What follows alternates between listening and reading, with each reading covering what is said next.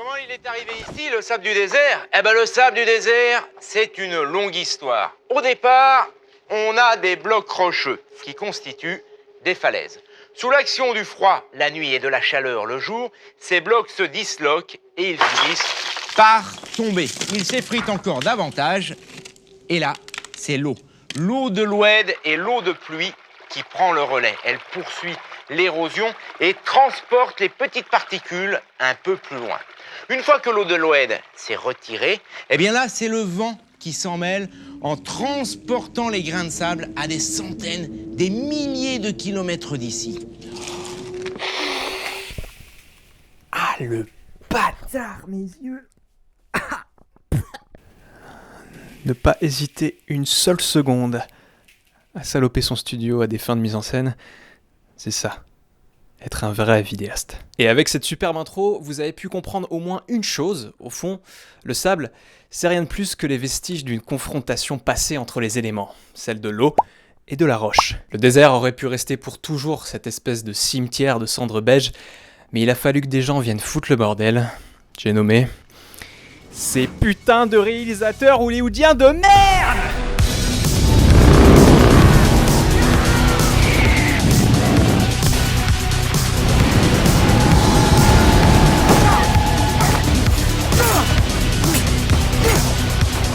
Là, comme ça, vous pensez que j'adopte un point de vue réducteur sur Hollywood, que je ne vois dans tout ça que les amerlocs décérébrés qui polluent le désert. Et vous avez en partie raison. Sauf que j'adore voir des Américains décérébrés polluer le désert. À des fins artistiques, hein. Entendons-nous. J'en ai ras le cul, là. Pétrole. Parce qu'au-delà du vernis hollywoodien, il faut bien avouer une chose. Les 3 films que vous venez de voir là, Lawrence d'Arabie, Mad Max et Dune, ce sont des films d'auteur. Et là s'installe un froid. Ces merdes hollywoodiennes, des films d'auteur. Point de définition. Au milieu des années 50, il se passe un truc dans l'histoire du cinéma et notamment du côté d'Hollywood. Après des années d'âge d'or, la fréquentation des salles obscures va plonger durant l'après-guerre. Pourtant, en parallèle, les productions deviennent toujours plus gourmandes financièrement et ambitieuses sur le plan technique. Ça commence à puer du cul. À croire qu'il ne suffit pas d'avoir beaucoup de sous pour faire des bons films.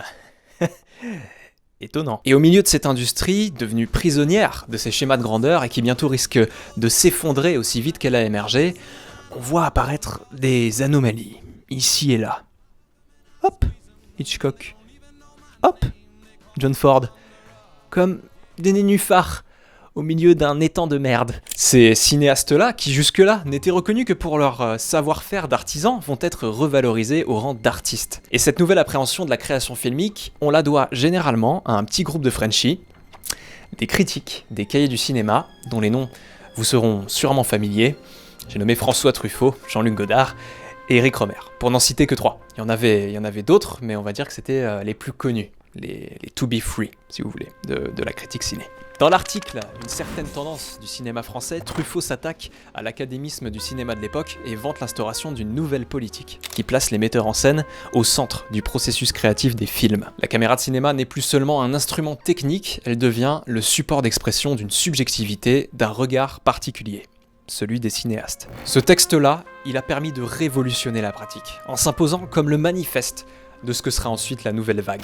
Et c'est dans ce nouveau paradigme que naît l'expression de film d'auteur, qui aujourd'hui fait souvent débat, mais qui à l'origine définit simplement une œuvre cinématographique guidée par la volonté, le style, la signature d'un metteur en scène. Ce concept-là, en soi, il est simple à comprendre, mais comment ça se matérialise une signature audiovisuelle ? Comment ça se détecte la patte d'un réalisateur ? Qu'est-ce qui différencie un Denis Villeneuve d'un George Miller ou d'un David Lean ? Le but ici, c'est qu'on arrive tous ensemble à exercer notre regard afin de saisir comment s'exprime le style d'un auteur au cinéma. Et le plus simple, pour débuter, c'est de partir d'une page blanche. Enfin beige. Jaune ou marron. Enfin, un terrain vierge qui laisse apercevoir le plus limpidement possible l'empreinte d'un cinéaste.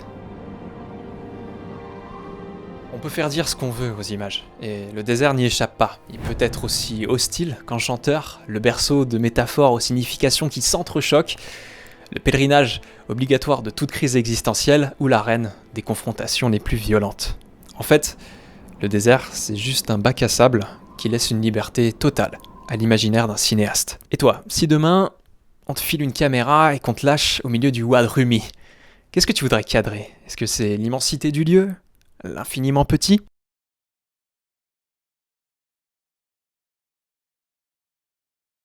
Prends ton temps surtout, on a vraiment que ça à foutre. De nos jours, on n'entend plus trop parler du bonhomme, mais David Lean, croyez-moi, c'est un nom qui s'inscrit encore dans l'ADN des dernières superproductions. Steven Spielberg, James Cameron ou même Kubrick se sont à un moment ou un autre inspirés de Lean parce que c'est l'un des pionniers de l'histoire récente du cinéma. Ce fils de comptable, qui a commencé sa carrière en servant des cafés dans les studios Gaumont, va connaître la consécration ultime en réalisant un film qui fera de lui le maître incontesté du gigantisme au cinéma.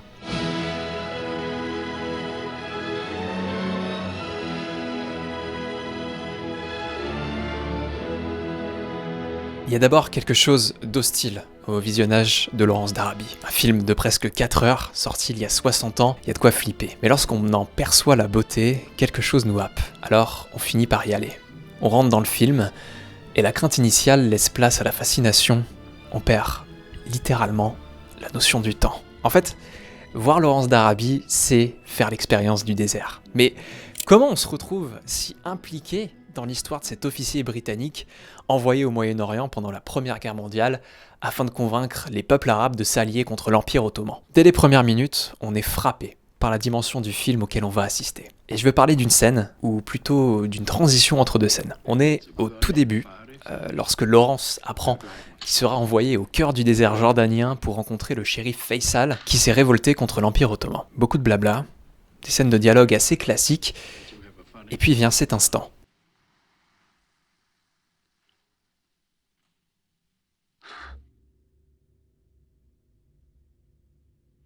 Le silence. On entre dans la 18e minute du film et cette introduction du désert nous procure déjà des frissons. Et là, c'est le montage qui fait tout. Un simple raccord par le son. Procédé assez classique aujourd'hui, mais qui à l'époque s'impose comme une petite révolution. Fort de son passé de monteur, Lean s'affranchit des règles du découpage pour créer des ellipses dynamiques, modernes, et qui continuent d'être produites aujourd'hui. D'ailleurs, peut-être que cette scène, elle vous rappelle un autre film qui comporte un passage similaire.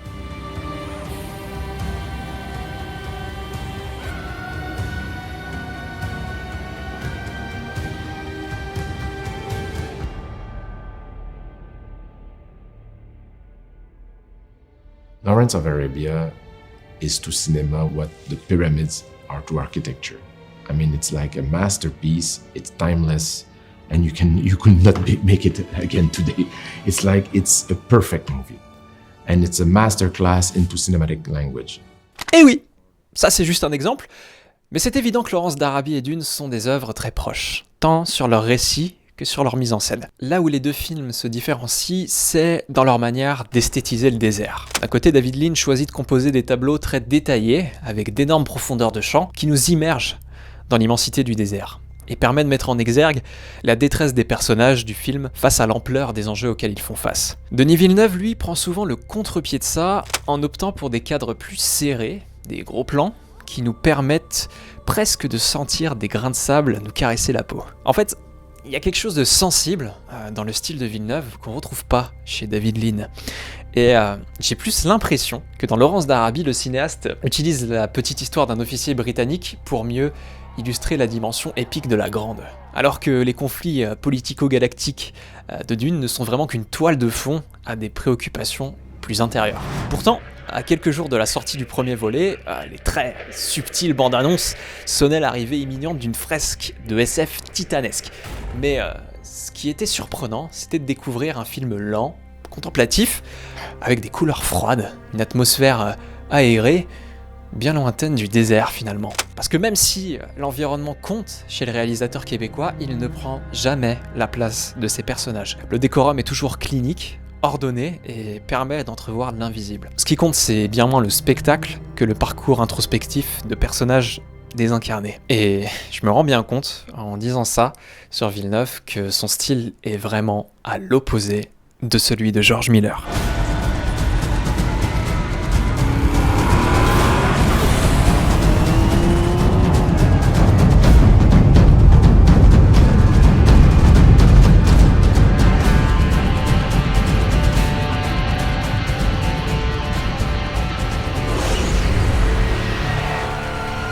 qu'est-ce qui fait l'essence du cinéma? En gros, il y a ce qu'on cadre, l'image quoi, et comment on décide d'agencer le bazar, le montage. Le son dans tout ça, c'est secondaire. C'est Hitchcock qui disait en gros que les bons films, c'est ceux qu'on peut comprendre sans avoir besoin des dialogues. Aucun doute qu'Alfred et George auraient été de très grands copains, parce que se limiter à cette essence filmique, c'est une obsession chez George Miller, qui ne l'a jamais quitté depuis le premier Mad Max. Pour lui, la mise en scène n'est qu'une histoire de rythme. Comme une musique, le but est d'arriver à orchestrer chaque image dans le temps pour créer une fluidité, un mouvement continu et au final des émotions. I think the best analogy is music. It's kind of visual music.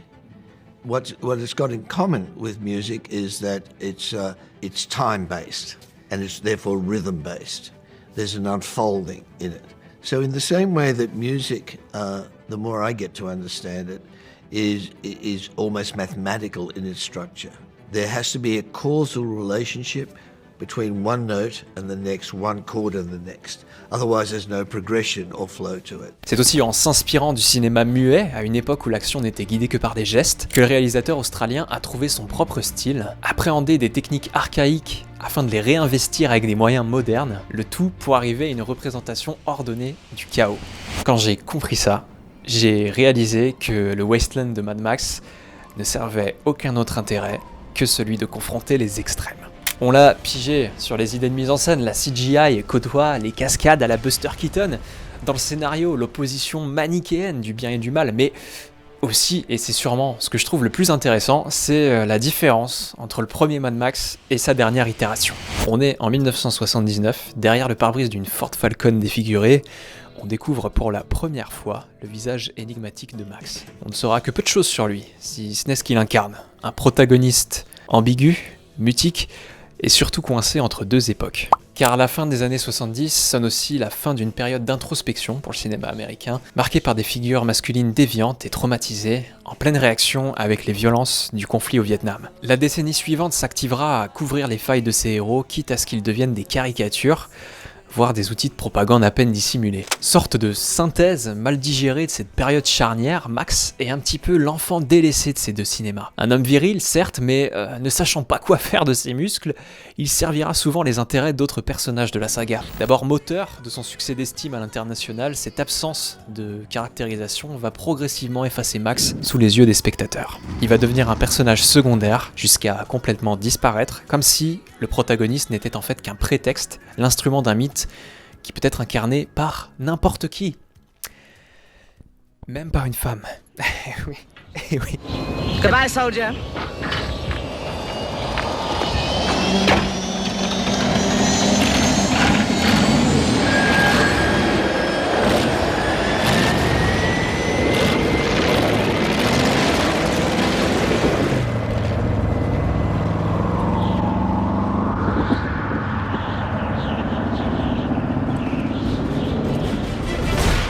Furiosa, au fond, n'est rien de plus qu'une nouvelle itération de Max. À la différence qu'elle apporte une touche d'espoir, parce qu'elle poursuit une quête vers le mieux qui change la manière dont est représenté le Wasteland. Autrefois terne et monochrome, le désert est désormais plus contrasté, coloré et bien plus riche qu'on ne le soupçonnait. Ici réside peut-être la principale différence entre la vision de Miller et celle de Lean et Villeneuve. Ce n'est pas tant le désert qui forge nos personnages, mais bien nos protagonistes qui donnent forme et sens au désert. A l'inverse, ce qui relie nos trois œuvres, et à vrai dire presque toutes les histoires qui se passent dans le désert, c'est le motif de l'introspection. Ce voyage tout intérieur qui retourne la psyché de nos personnages. Le silence du désert, il permet à Lawrence, Furiosa ou Paul Atreides, you fought well, Atreides, permet de faire des choix importants, de faire avancer le récit, quoi. Mais l'introspection, en vrai de vrai, elle permet aussi à certains réalisateurs de faire des bons films. D'ailleurs, il y a un geste qui rassemble David Lean, Denis Villeneuve et George Miller. C'est ce réflexe qui consiste à puiser dans son histoire personnelle pour faire des films. Dénichez certains fragments de vie de nos vidéastes et vous verrez très vite des éléments qui les relient de près ou de loin à leurs personnages. En fait, quand on creuse, on peut presque dire que nos réalisateurs incarnent leurs personnages, autant que les acteurs. Denis Villeneuve. Denis Villeneuve a été Paul Atreides. Denis Villeneuve a été Paul Atreides à un moment de sa vie. Je vous jure, avec les super pouvoirs, la grosse voix et tout. Non. En fait, lorsqu'il était encore jeune homme, il a participé à un jeu télé qui s'appelait Course Destination Monde. C'était au Québec. Le concept était simple. Les participants exploraient en solo différentes régions du monde et devaient créer des courts films de 4 minutes touchant à tous les genres, fiction, documentaire, même des espèces de vlogs. C'était une compète, évidemment, et cette initiative a révélé plusieurs jeunes talents du cinéma, notamment Denis, qui a remporté le jeu grâce à un film qui, devinez quoi, se déroulait dans le désert. Bonjour, mon nom c'est Denis Villeneuve et je suis heureux. Et j'arrive, avec mes gros sabots analogiques. Denis Villeneuve est un petit blanc parti explorer des terres exotiques à la rencontre d'un peuple dont il ignorait tout, et ce voyage lui a révélé qu'il était promis à un destin exceptionnel. Je vous laisse suivre mon regard. George Miller. George Miller, lui, tire son inspiration dès l'enfance. And there's no question that Mad Max was influenced by my childhood in rural Queensland, which Chinchilla itself is west of the Darling Downs, completely flat roads, loamy soil, heat haze, burnt land, and with a very intense car culture. I mean, the main street of town and Saturday night were just the kids in the cars. By the time we were out of our teens, several of our peers had already been killed or badly injured in car accidents. Et plus tard, quand il s'engagera dans une carrière de médecin, c'est la révélation. And it wasn't until I really ended up being a doctor in emergency and seeing the kind of carnage as a result of car accidents or bike accidents that kind of got into me. It kind of disturbed me quite a bit. And I think all those things kind of were part of the mix of the Mad Max films. Chez David Lean, le lien entre fiction et réalité s'est concrétisé à l'âge adulte. Lorsqu'il envisage la réalisation de Lawrence d'Arabie, Lean est déjà un cinéaste confirmé. Le réalisateur britannique est d'ailleurs connu pour être un tantinet exigeant, voire carrément obsessionnel sur certains détails lors de ses mises en scène, quitte à devenir bien désagréable et inhumain pour ses équipes. Omar Sharif a notamment pu témoigner des conditions extrêmes du tournage de Lawrence d'Arabie et de l'indifférence de son metteur en scène qui imposait des journées de travail interminables. Il y a quelque chose dans le caractère de Lawrence d'Arabie qui rejoint celui de David Lean. Cette froideur émotionnelle, il la partage. Voilà deux leaders, impassibles, mais géniaux, embarqués dans une entreprise qui les dépasse, qui doivent jongler avec des paramètres humains et aussi politiques. Car sachez qu'à l'époque, le film a pendant longtemps été un calvaire à produire à cause du McCarthyisme ambiant. Ils embauchent donc Michael Wilson comme premier scénariste, qui avait déjà collaboré avec David Lean sur Le Pont de la rivière Kwai. Michael Wilson va travailler sur le scénario pendant 2 ans et pondre pas moins de 400 pages et va élaborer ce qui sera les bases du script. Mais le nom du scénariste sera porté sur la tristement célèbre liste noire du cinéma. Victime du macartisme, il sera accusé de sympathie avec le communisme. Il écrira donc les ébauches du script dans l'ombre. Vous trouvez ça tiré par les cheveux ? Je ne dis pas que c'est forcément conscient, mais ça n'est pas plus psychanalyse de comptoir qu'une critique des cahiers du cinéma. Hein.